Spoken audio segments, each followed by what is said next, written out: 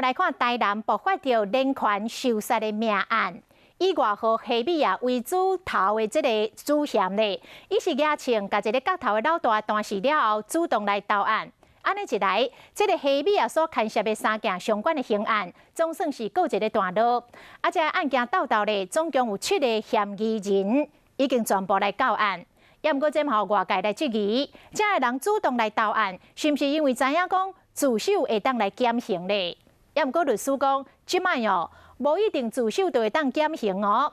法官会针对被告是毋是真心悔改来作为减刑的标准。乖乖，和警方靠骹铐、手铐，伊就是犯2月10日台南的安平命案最后一个姓池的嫌犯，伫透早主动投案。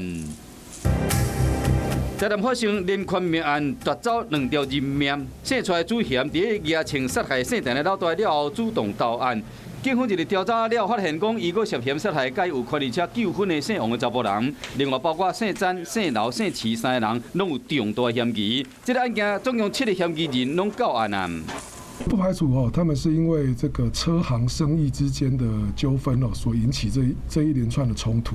是讲，即嘛和外界质疑讲，因的动机敢是想讲自首会使减刑，实际上伫修法了后，我们改成得减轻其刑，也就是说，法官可以针对个案的具体判断来判断这位被告是真心的悔悟。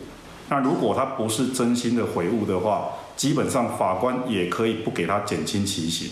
一旦法官认定讲会使减刑，一摆就是减一半，安尼敢袂无公平？法官的一个见解不一致的话，恐怕也会造成不公平的情形。那当建议上是采列举的情形例如说5年内曾经犯过罪，即使他自首，我们也可能不给他减轻其刑的相关规定。法界人士会有讲，应该看伊做的代志，敢会使减刑，安尼较公平。